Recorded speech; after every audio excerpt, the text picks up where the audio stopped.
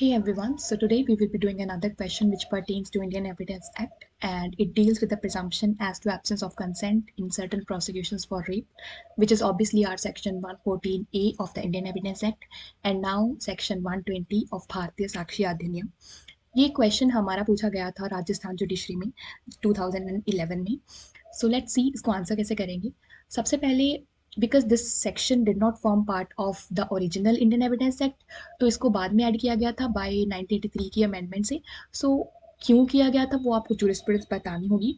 सो earlier जो rape laws थे they were not strict enough and obviously seen in a very unreasonable manner। क्यों? क्योंकि if a woman did not portray any signs of struggle या फिर violence on her body, so it would be deemed कि वो consensual act है, तो accused को easily set free कर दिया जाता था।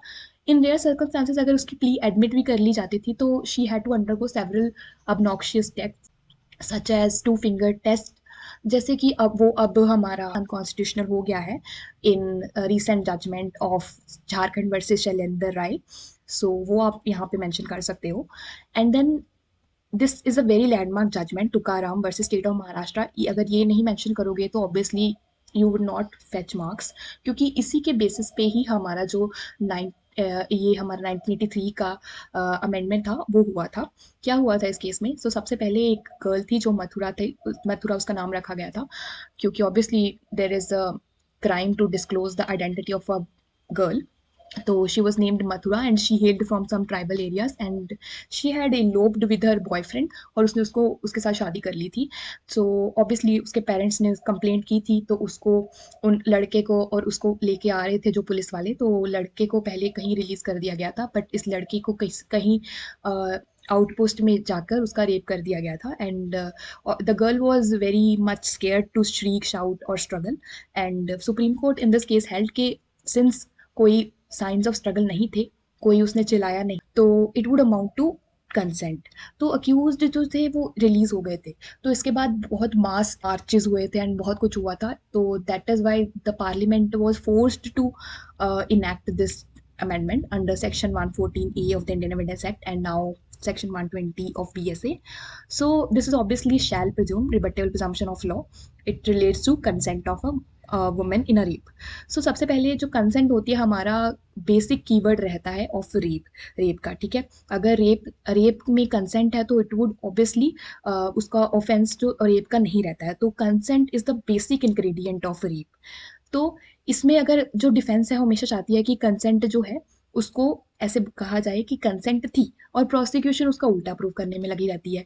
तो अगर डिफेंस हमेशा ये प्रूव कर देगी कि कंसेंट थी और ये रेप नहीं है तो it would amount to releasing of several accused जो कि मतलब जिन्होंने असल में रेप किया है ना। इसीलिए हमारी ये प्रिजम्पशन आई हुई है। तो ये अभी प्रिजम्पशन जो है ना ये सारे सर्कमस्टांसेस में अवेलेबल नहीं है रेप के। दिस इज ओनली अवेलेबल अगर वो एग्रावेटेड फॉर्म्स ऑफ रेप है जो कि हमारे 376 सब क्रॉस 2A to N में दिए गए हैं आईपीसी। तो there are 3 condition that are required to avail this presumption. सबसे पहले firstly you have to prove that there was a sexual intercourse. This is a must कि सेक्सुअल इंटरकोर्स था, वो प्रूव करना है। कई सर्कमस्टांसेस में ऐसे शोन लिखा होता है ना इंडियन एविडेंस एक्ट में, so here it is written कि प्रूव करना पड़ेगा आपको कि सेक्सुअल इंटरकोर्स हुआ था। Obviously it would be proved with the help of medical examinations and all. इसीलिए ये सबसे पहली चीज़ ऐसी होती है कि अगर कोई विक्टिम का रेप हुआ है तो सबसे पहले मेडिकल किया जाता है। अगर विक्टिम लेट आती है तो obviously the semen and all they are vanished, तो वो प्रूव करना बहुत डिफिकल्ट हो जाता है। तो ये सबसे बड़ी चीज़ रहती है। एंड देन सेकेंडली जो ये प्रिजम्पशन है this is not taken for the rape simpliciter, it is taken only in the circumstances of aggravated rape.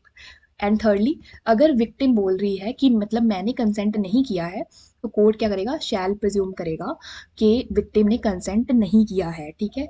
तो ऐसे जो हमारे जो अनस्क्रूपलस अक्यूज जो होते हैं वो सेट फ्री नहीं होंगे। It is obviously amounting to women empowerment, but ऐसा आप क्रिटिकल एनालिसिस कर सकते हो कि कई बार विक्टिम जानबूझकर उसको फंसाने के चक्कर में ही मतलब कह देती है कि आई डिड नॉट कंसेंट, तो that could be one way. तो जो मेल का एस्पेक्ट है यहाँ पे इतना स्ट्रांग नहीं है। इक्वालिटी पे हिट करता है, स्ट्राइक तो करता है ऑब्वियसली।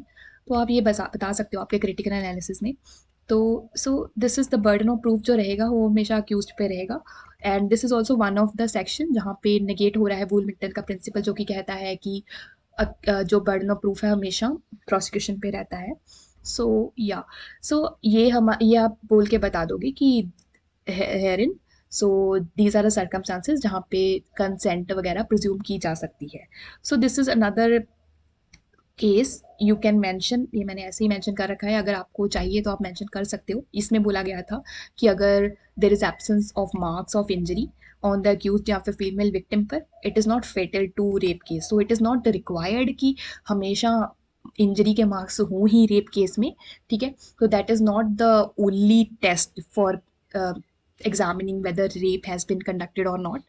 तो ये उसने निगलेक्ट किया था। So yeah, so this way you would answer your question. So that's it for today. Thank you guys. Take care.